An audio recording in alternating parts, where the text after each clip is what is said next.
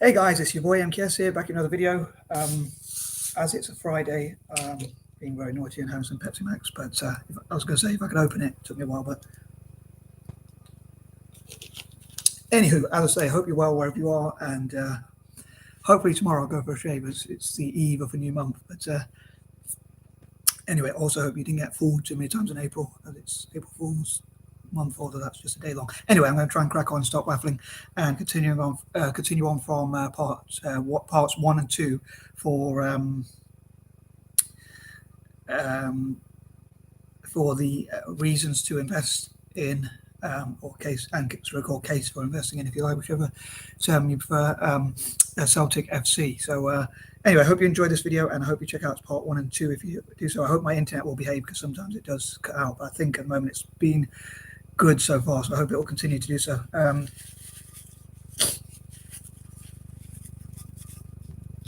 Sorry about that. I hope that Celtic will get as much money as possible this year and in the coming years and in the future.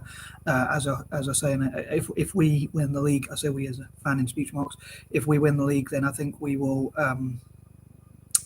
hopefully have a lot of money next season. So yeah, and Celtic does do a lot for charity, so I think they should. With great power there comes great responsibility, so hopefully they'll give a lot of that to charity. So anyway, as they do, hopefully, especially including not just in Glasgow or Scotland itself, but also around the world, including especially in Africa and in particular in Asia as well. And I hope to talk about some of their causes, which I hope for Celtic sport, and what I think Celtic should stand for in the future as well. But for now, I hope to focus on, as I say, the case for investing in Celtic. And so here goes. So as I say, this is continuing on from parts 1 and 2, so please check them out if you haven't already done so, where I covered ideas number 1 to 20. So yeah, without further ado, here goes. So number 21, I think that given its Irish and or Celtic, hence the name Celtic, connections, I think that Celts, or people from Celtic countries, as I call them, because I like alliterations, or Celtic nations, if you prefer, I think they should invest in Celtic and like donate to the club. Maybe fans could donate some money to the club to like help it buy academies for the youth, and invest in new players, and also to work on the charity work they do, and whatever else can benefit both either the club or the charity work it does, as I say, in the long term. And especially people of Irish origin around the world. I think anyone of Irish origin, including Irish Gypsies or any other group, I think it'd be great if they could donate, like people like Conor McGregor, who said he was interested in buying the shares, or buying the club, sorry. I think it'd be great if at least he put his money where his mouth is. Some people said he did it for a bit of PR. I'm not sure if that's true or not. I suppose that's probably a bit skeptical, not just skeptical, but presumptive, or whatever the word is, of them, but assumptive or presumptive, or whatever. I know my English is not the best, but yeah. But it would be great if Conor McGregor and other people of Irish descent invest in, like, maybe even bought like pitches for the youth academies, or 5-side pitches or 6-side pitches in Glasgow, and maybe help the club to have academies around the world as well, like including in, as I say, in Africa and Asia especially, as well as supporters clubs and things like that.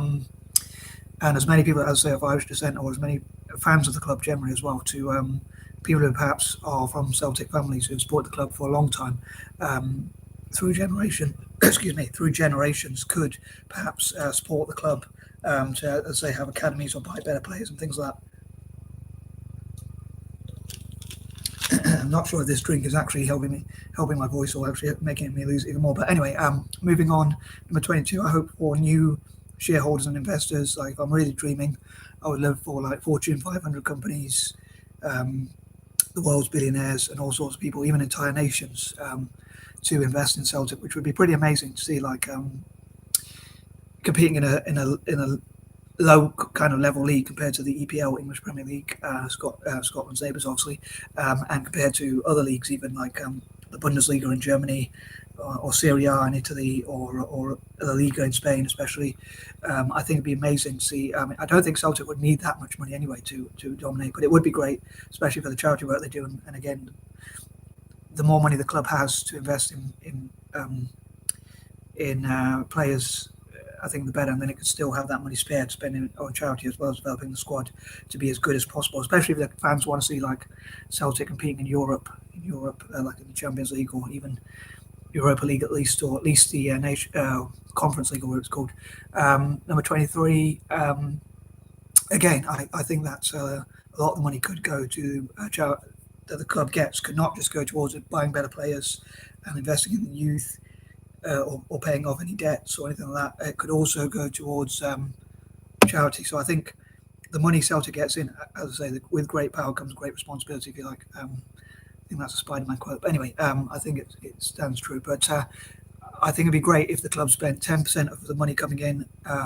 If it had like a special bank account, perhaps, that's another naive idea of mine, perhaps. But if it had its own account where whatever money went into that would be earmarked, and 10% of that money in that account would go towards. But maybe the banks could also help out with giving favourable interest rates, and the government could give like tax exemptions. I'd love for Celtic to pay as little tax as possible, and for Celtic political parties, as I say, to also support Celtic in terms of like tax exemptions and things like that. And as I mentioned before, like a while back, it'd be great if local politicians in Glasgow and even across Scotland, for the charity work they do in helping the homeless and helping disabled people and other groups, to help them to do that even more, especially in a deprived area like Scotland. I think it'd be great if politicians and others helped, councillors and whatnot, whoever can helped to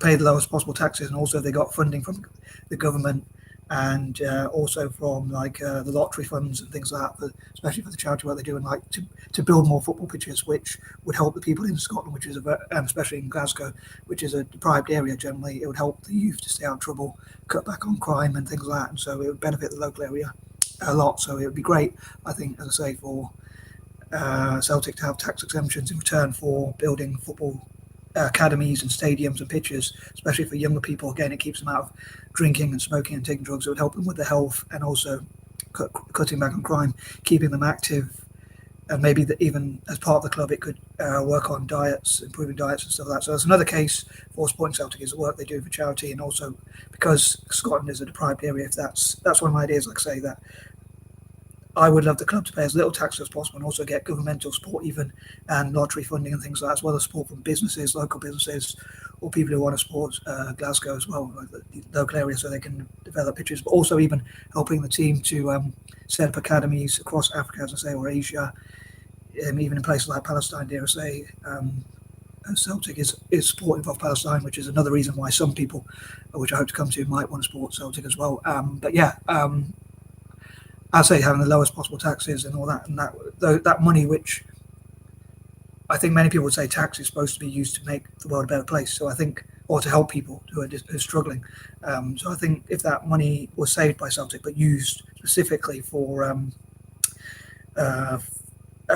football pitches, maybe I'll expand on that point in the future. But I know this video has gone a bit long, so I'm going to move on to number 24. As I say, I would love for whatever money Celtic gets to reinvest 10% on supporting young, buying new players, 10% on youth development, bringing up players through the academy, both locally and nationally, as well as internationally, especially from places like parts of Africa and Asia. And from a bit of a bias point of view, also from Italy, as a fan of Italy, I'd love to build connections between the two. And 10% on the charity work that Celtic does, as I say. And I think anti-imperialists should support Celtic and countries that were colonised by the UK, because our arch rivals sing Rule Britannia, so which is obviously celebrating Britain ruling all those countries. So I think countries like even America, China, India, and those sorts of places should invest in Celtic. Also, I'm a bit biased, but yeah, I think it'd be pretty cool. Number 25, I think also people from republics around the world. Unfortunately, I know with Russia they've had sanctions placed on them, but in the future maybe even countries like Russia, I know that's a bit of a controversial one, but I think most countries have had some negative history, although I know they're doing that right now, but other countries have done similar things, like wars that are going on around the world, and I think it's probably a bit unfair to single out Russia. But anyway, I'm going to move on. Number 26, I think that anti-imperialists should support Celtic, and again, I think it'd be great if they could donate to the club, especially if it goes into a certain account where they knew 10% of the money was going to buy new players, 10% was going to go into youth development around the world, including in Scotland and Glasgow, but also in Africa and Asia and Ireland and other such places, including Italy, and also for the charity work that the club does. although an anti-imperialist might not want to support Italy. But anyway, moving on, number 27, I think, again, for the good work that Celtic has done around the world, I think it'd be great for people to invest. That's another case for them investing, thinking about the topic of this video specifically. Number 28, again, hopefully, if people donate to Celtic, then Celtic can work on solving problems across Africa and Asia and help some of the poorest people around the world and disadvantaged people generally. Number 29, I hope for my fellow mixed race people to support the club. And again, hopefully, if more people buy the shirts or support the club, and people see there's a lot of people who support Celtic around the world, millions or even billions of people, hopefully, who will support Celtic in the future. I'd love for as many as possible. And I think the club should target places like Asia, because there are about, I think it's 4 billion people or so in Asia, across Asia. So I think for people across Asia to support Celtic, and maybe Celtic, again, supporting could tackle poverty, but also they could invest in academies and sports clubs in those countries, and also work on Pan-Asianism and Pan-Africanism as well. So hopefully it'll be a mutual benefit. And as I say, I love for my fellow mutts or mixed race people to support Celtic. Again, if we support the club by even just having a small amount of shares, what we can afford, or buying the kits, merchandise and things like that, and maybe even donating a small amount of money to the club if it has a special account. I've even thought of naive ideas like GoFundMes and crowdfunding, but I know I got slagged off for that idea, slagged as the Scots would say, but even by my fellow Celtic fans, so that was a bit harsh. But anyway, and number 30, again, I'd love for as many people as possible to support and invest in Celtic. And again, the more fans we have, hopefully the more investment we'll have from people who want to, obviously they're going to want to see a return, but even charities and NGOs working with Celtic, I think would be great. And again, businesses, local businesses, people who want to see poverty reduction, especially in Glasgow and Scotland, as well as around the world. And also, as I say, I'd love to see the world's richest people and world's billionaires, even entire nations, which would take it to another level, because like with Man City, they're owned by an entire nation, but imagine a club being owned by entire nations, especially in a league which is quite simple, such as the Scottish League. Anyway, I'm going to stop waffling, and I'd love to hear what you think, and I'm out. Peace and love.